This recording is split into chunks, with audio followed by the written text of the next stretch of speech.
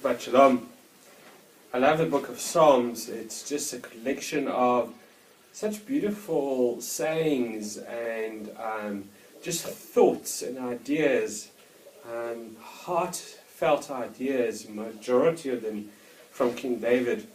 And it is so true of life, what King David often writes in the Psalms. And I would like to share with you Psalm 121, a well-known psalm, but if you read it in the original, it brings that much more of an idea. Let me share it with you. I lift up my eyes to the hill. Where does my help come from? My help comes from the Lord, the maker of heaven and earth. He will not let your foot slip. He who watches over you will not slumber. Indeed, he who watches over Israel will neither slumber nor sleep. The Lord watches over you. The Lord is your shade at your right hand. The sun will not harm you by day, nor the moon by night. The Lord will keep you from all harm. He will watch over your life. The Lord will watch over your coming and going, both now and forevermore. When you look at the psalm in Hebrew, and some of the words in Hebrew, it completely changes this beautiful psalm. It is beautiful in English, but yet it has that much more meaning in Hebrew. For example, I lift my eyes onto the hills. Where does my help come from? The word in Hebrew there is Esa enai el harim me'al ba'ezri. Esa enaim, it means looking or lifting, but not as the English does, which says I'm just looking. I'm looking into the camera right now. The Hebrew Esa means that you're looking with expectation. In other words, you know that something is going to happen. There's that expectation within you in an event that is about to happen. The simplest example, and it brings a smile to my face because it reminds me of when my older sister and I were much younger. My dad used to travel to work catching a bus very early in the morning and often come in the evening from work. And the bus had a certain sort of sound to it. It used to stop across the road, and then my dad would cross the road and walk up the steps. And my dad had this sort of like very heavy kind of walking up the steps, so we could hear. And my older sister and I would watch the door.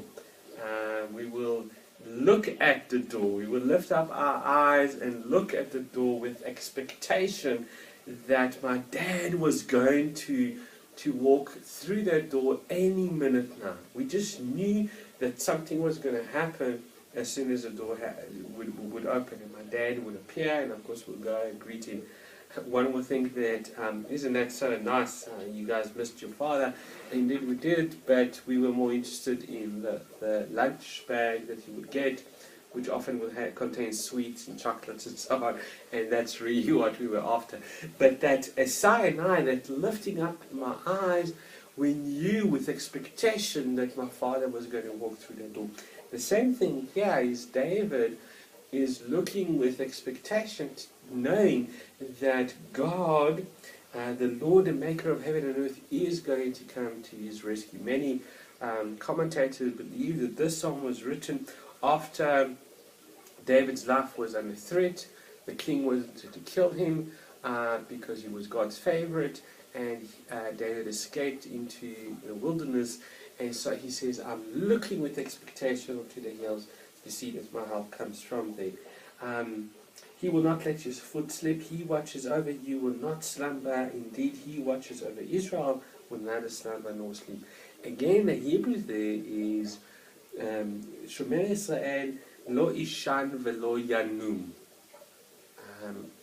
The Hebrew there implies more than just a sleep and a slumber kind of sleep, which is a heavy sleep, but it implies actually a lighter sleep. Lo yanum velo ishan. Lo yanum velo ishan basically means you won't take a nap or you won't even blink. Now, a nap is normally known as a power nap, maybe 10 minutes, 20 minutes, and blinking is literally a second of your eyes being closed. that is what the psalm is saying, that the Lord, the maker of heaven and earth, he who watches over Israel, he who watches over us, will not slumber, will not sleep, will not take a blink, will not take even a 5 to 20 minute nap. That's how much he is concerned in looking after you and in protecting you. And so it carries on, the Lord watches over you, the Lord is your shade at your right hand, the sun will not harm you by day, nor the moon by night. The Lord will keep you from all harm. He will watch over your life. The Lord will watch over your coming and going, both now and forevermore. It just this whole psalm is just full of imagery on how God is on a constant 24-hour, 7 days a week watch over our lives.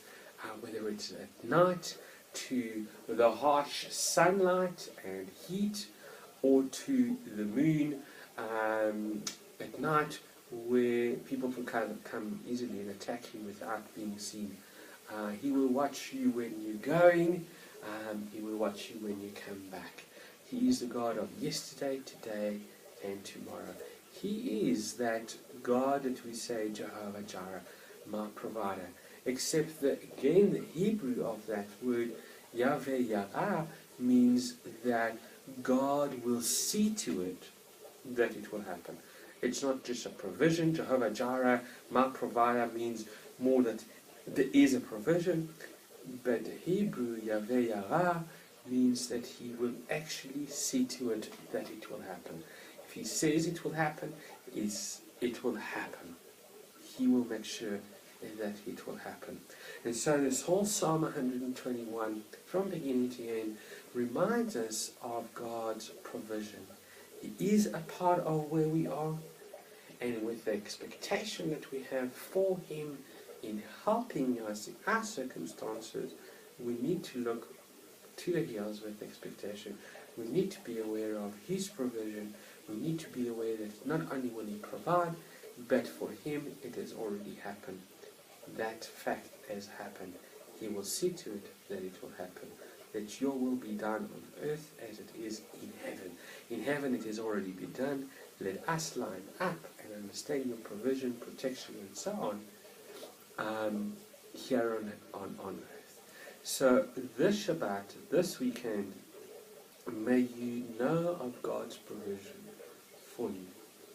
May you look onto the hills with expectation and have the faith that God is there. In the morning and at night. You will not sleep, you will not blink, you will not slumber, you will not even take a nap. Shabbat Shalom.